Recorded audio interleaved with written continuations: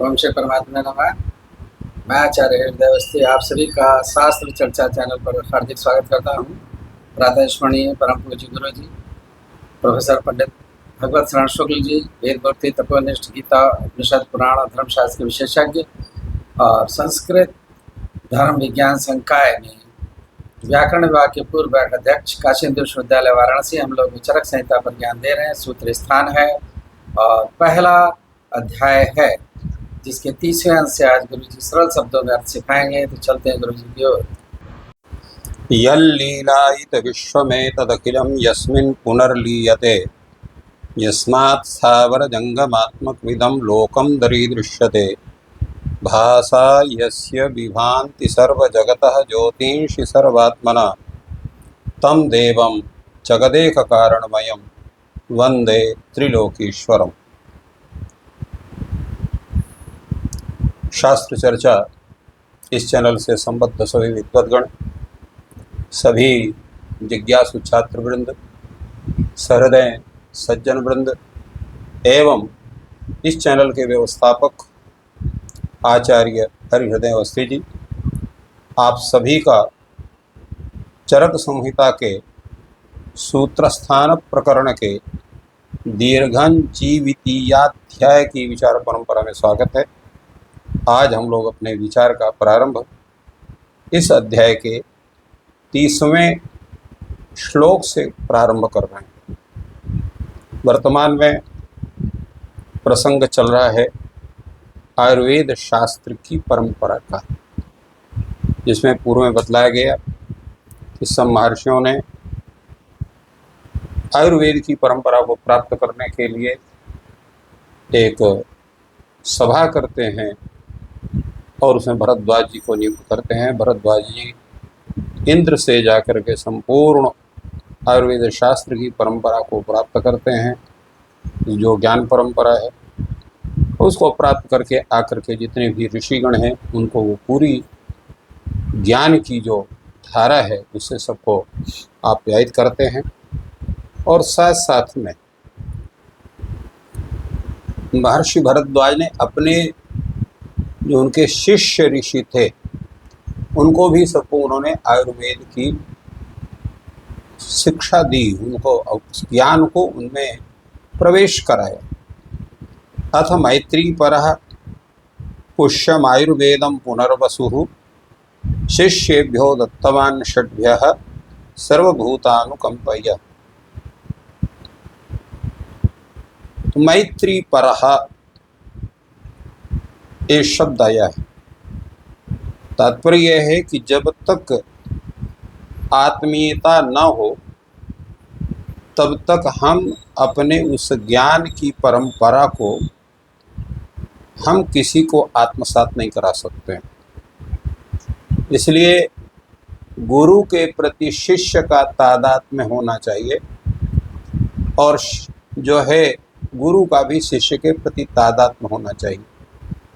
और वो तादात्म्य तभी बनता है जब शिष्य पूर्ण रूप से गुरु के प्रति अत्यंत श्रद्धावान सेवा पर हो और अपने सेवा धर्म से, अपने व्यवहार से गुरु के उनके जो है अपने उनको जो है प्रसन्न कर ले तो आत्मीयता होती है। और गुरु स्वतः स्वभावतः मैत्री पर होते हैं क्योंकि शिष्यों से उनका अधिक स्नेह होता है। इसलिए यहाँ पर मैत्री परः यह विशेषण महर्षि भरद्वाज के लिए दिया गया। अथ मैत्री परः पुण्यम आयुर्वेदम। तो तात्पर्य क्या है कि वह जो संपूर्ण जो परंपरा थी तो महर्षि भरद्वाज ने अपने शिष्य आत्रेय पुनर्वसु को पूरी उस शिक्षा को उन्होंने प्रदान किया और आत्रेय पुनर्वसु ने उस संपूर्ण आयुर्वेद की परंपरा को, आयुर्वेद के ज्ञान को, जिसके विषय में पूर्व में बतलाया गया था कि हेतु लिंग औषधि 3 भागों में विभक्त है आयुर्वेद शास्त्र, संपूर्ण आयुर्वेद शास्त्र को शिष्येभ्यः दत्तवान् षड्भ्यः सर्वभूतानुकंपया, सभी प्राणियों की दया के वशीभूत होकर के, जिसे संपूर्ण संसार के जितने प्राणी हैं सब निरोग हों, स्वस्थ हों, सुंदर हों, एतदर्थ अपने 6 शिष्यों को आत्रेय पुनर्वसु ने इस ज्ञान को दिया। अब वो 6 शिष्य कौन है? अग्निवेशश्च, भेलश्च, जातुकर्णः पराशरः, हारीतः, क्षारपाणिश्च, जगृहुस्तन्मुनेर्वचः। तो आत्रेय मुनि शब्द का यहाँ पर प्रयोग किया गया है आत्रेय पुनर्वसु के लिए। तो आत्रेय पुनर्वसु जो है उनके वाणी को इन 6 लोगों ने पूर्ण रूप से उसको सुन करके आत्मसात किया। वो कौन कौन से हैं? अग्निवेश, भेल, कहीं भेल भी कहीं भेड ऐसा भी पाठ मिलता है, जातुकर्ण, पराशर, हारीत, क्षारपाणी, इन 6 लोगों ने उस आयुर्वेद शास्त्र के संपूर्ण शास्त्र परंपरा को आत्रेय पुनर्वसु से प्राप्त किया। बुद्धेर विशेषस्तत्रासीन नोपदेशांतरम मुने तंत्रस्य कर्ता प्रथमम अग्निवेशो यतो भवत अथ भेलादयश्चक्रुः सोंसम तंत्रम कृतानि च श्रवयामासु रात्रेयं सर्षि संघम सुमेधसा। इस ज्ञान की प्रदान परंपरा के अवसर पर यद्यपि मुनि आत्रेय पुनर्वसु ने अपने शिष्यों को बराबर उपदेश दिया, किसी को कम किसी को अधिक नहीं। किंतु होता क्या है, अनेक शिष्य कक्षा में विद्यमान होते हैं, कोई बहुत अधिक ग्रहण करता है, कोई कम ग्रहण करता है, कोई और कम ग्रहण करता है, कोई अत्यधिक ग्रहण करता है। तो ये शिष्य के क्षमता के ऊपर आधारित रहता है। कक्षा में कोई भी गुरु किसी को कम या अधिक नहीं पढ़ाता है। वही स्थिति यहाँ पर भी है। बुद्धिर विशेषास्तत्रासीत उपदेशांतरम मुने तंत्रस्य कर्ता प्रथमम अग्निवेशो यतो भवत। उपदेश में कोई अंतर नहीं था। नोपदेशांतरम मुने, यहाँ पर कहते हैं वो ऐसा नहीं कि कोई तीव्र बुद्धि वाला था उसको अधिक बताया गया, जो अल्प बुद्धि वाला था उसको कम, ऐसा नहीं है। परंतु अग्निवेश कैसे हैं? अग्निवेश जो है तंत्रस्य कर्ता प्रथमम यतो भवत्। अग्निवेश बुद्धि की विशेषता अधिक है। इसलिए उन्होंने क्या किया, सर्वप्रथम अपने तंत्र अर्थात जिसको आज हम लोग चरक संहिता का नाम से जानते हैं, उसकी रचना की। तो यहाँ पर तंत्र शास्त्र की रचना, तंत्र मतलब शास्त्र, चरक संहिता, यहाँ पर अग्निवेश शब्द से यहाँ पर 2 का ग्रहण किया जाता है। एक तो अग्निवेश नामक कोई मुनि विशेष थे, महर्षि विशेष थे, और जो अन्य प्रमाण मिलते हैं उसके आधार पर स्वयं महर्षि पतंजलि ही अग्निवेश हैं और उन्होंने इस चरक संहिता की रचना की। तो अथ तस्तंत्रस्य कर्ता प्रथम अग्निवेशो ततो भयतो भवत्। भेलादयश्चक्रुः सोंसम तंत्रम कृतानि च। और भेलादि जो ऋषि थे अर्थात भेल हो गए, जातुकर्ण, पराशर, हारीत, क्षारपाणी, और इन लोगों ने भी अपने अपने शास्त्रों की, अपने अपने तंत्रों की रचना की।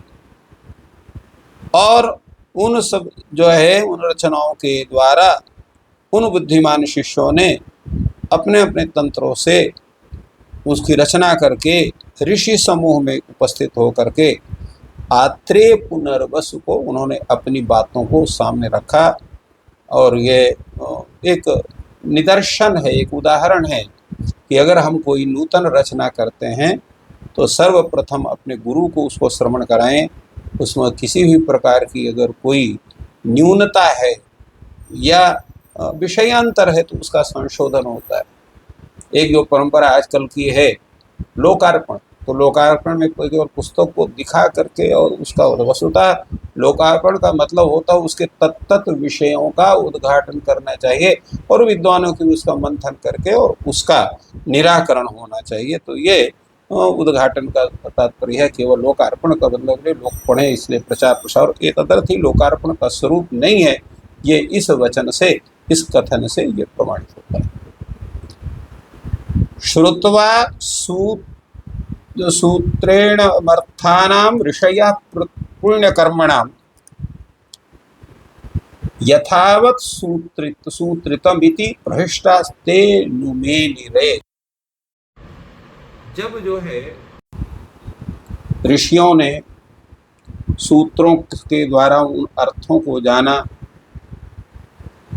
जो अत्यंत उचित हैं, और सब लोगों ने प्रसन्न होकर के यथावत आपने बहुत अच्छे ढंग से संपूर्ण शास्त्र के विषयों को आपने एक सूत्र में उपस्थापित किया है, ऐसा सभी ऋषियों ने, सभी मुनियों ने, सभी आचार्यों ने कहा। सर्व एवास्तुमंस्ताश्च सर्वभूत हितैषिणः, सब प्राणियों के हित को चाहने वाले उन महर्षियों ने जो है इन आचार्यों जिन्होंने तत्त तंत्र की रचना की थी, उनकी सबकी प्रशंसा की। साधु भूतेष्वनुक्रोशा इत्युच्चैरब ब्रुवन् समम्, और सब कोई एक साथ ने उन सबको जो है धन्यवाद किया, उनकी प्रशंसा की। ये तत्र साधु भूतेषु साधु, ये सब प्राणियों के लिए उचित मार्ग है, उचित कार्य है, ऐसा करके सभी को उन्होंने जो है सूचित किया। तम पुण्यम शुश्रुभु शब्दम दिवि देवर्षयः स्थिताः सामरास परमर्षिणाम श्रुत्वा सुमुदिरे परम। अब जो ये पुण्य समाचार को, पुण्य शब्द को उस स्वर्ग लोक में से देवताओं ने जब उसको सुना, तो उन महर्षियों के इन वचनों को सुन करके, इनके तंत्र शास्त्र की स्वरूप को सुन करके, परंपरा को सुन करके, सभी जितने देवर्षि हैं, जितने देवता हैं, सब लोग अत्यंत प्रसन्न। अहो साधित निर्घोषो लोकास्त्रीन अन्ववाद, और सभी लोगों ने साधु साधु अर्थात बहुत अच्छा है, बहुत अच्छा है, बहुत सुंदर, लोक कल्याणकारक है, ऐसे वचनों का सभी लोगों ने उस समय कहा। नभसि स्निग्ध गंभीरो हर्षात् भूतैरुदीरितः, और अत्यंत स्निग्ध, अत्यंत कोमल, गंभीर यह वाणी पूरे आकाश मंडल में वो व्याप्त हो गई। शिवो वायुर्बभौ सर्वा भाविरुन्मीलिता दिशः निपेतु सजलाश्चैव दिव्यः कुसुम वृष्टया। और उस समय जो वायु है सुंदर कल्याणकारक, शिवः वायु माने कल्याणकारक वायु बहने लग गई। सर्वा भावी उन्मीलिता दिशा, संपूर्ण और प्रकाश से संपूर्ण दिशाएं जो हैं वो प्रज्वलित हो गई। और सजलाश्चैव दिव्या कुसुम वृष्टिया, जल के सहित दिव्य कुसुम पुष्प वृष्टि आकाश से उस समय पर हुई। गुरु शिष्य परंपरा किस प्रकार प्रारंभ हुई और किसी भी पाठ्य पुस्तक का लोकार्पण कैसे होना चाहिए, इन सब बिंदुओं पर विचार प्रस्तुत किए। आपका दिन शुभ हो। धन्यवाद।